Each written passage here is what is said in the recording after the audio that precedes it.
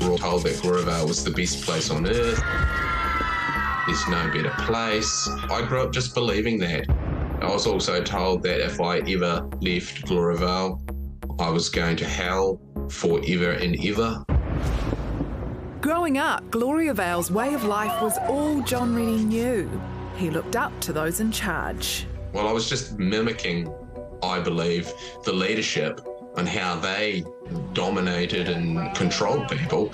And I thought, oh, sweet, I'm totally down for that. I'm not happy with the way that I behaved myself in Gloriavale growing up. I thought it was a dominance hierarchy. I thought to rise to the top, you simply dominate people. And I thought I can do well at this and I can move up that way. So that's what he did, until his 30s when things started to go wrong. It started pretty much when my oldest daughter, who was 17 at the time, was expelled from the community. And I just thought that does not seem right to me. John began questioning the leadership about the unacceptable level of control they held over his family, and he was told to pack his bags. I was expelled independently from my wife and children, and they weren't expelled, only I was. And so it was 2 years and 5 months that I had very limited access to my family. My wife was very pressurised to put a restraining order against me and trespass me off the property. John believes the ideology Gloriavale is based on is stealing people's lives. Basically what you have is a principal leader with a dream or a vision in mind, and anyone born at Gloriavale must join that dream and vision, and they're not allowed one of their own, and that's just not right. John Reddy there, a former member of Gloriavale and someone who's spent a long time with John figuring out more about Gloriavale, is filmmaker Fergus Grady. Welcome to the program. Fergus, New Zealanders have been telling and watching stories about Gloriavale for decades now, back to the sort of documentary series, and then bloomin' journalists, Paddy doing journalism. What made you want to come in and keep telling this story? I think when I first met John, he had this incredible intensity. I'm not sure if you remember that, Paddy. He mentioned in that story that he'd been separated from his wife for 2 years and 5 months, and there was a lot of anger, but there was also a lot of hope. He was such a determined father and husband to try and get his family out.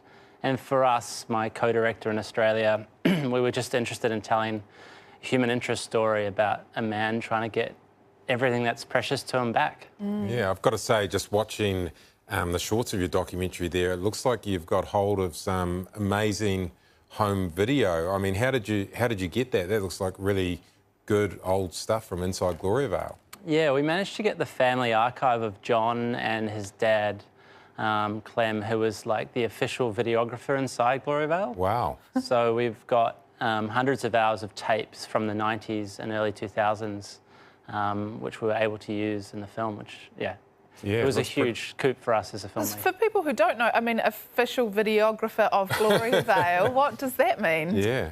Well, I think Gloriavale put on their annual show and they have to document that to the Charities Commission. So I think there are a number of, roles that Clem played in the community, and that was one of them. Just looking at this footage, I mean, Kiwis are fascinated by this stuff, eh? What is it about Gloriavale that we can't get enough of? Have you thought about that question? I think it's the unknown.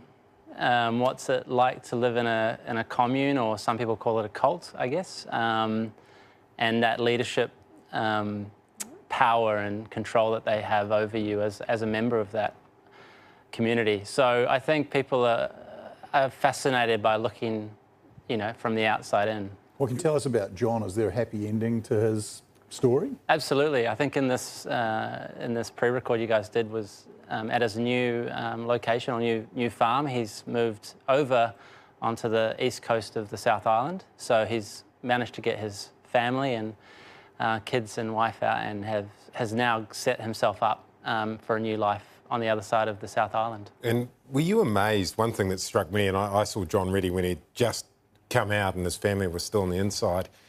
What amazed me was how good a lot of Gloriavale people are on camera, that they're not afraid of the camera, they're used to the camera. Did you find that as well? They're not sort of like coming out of some cult, they like lights, camera, action.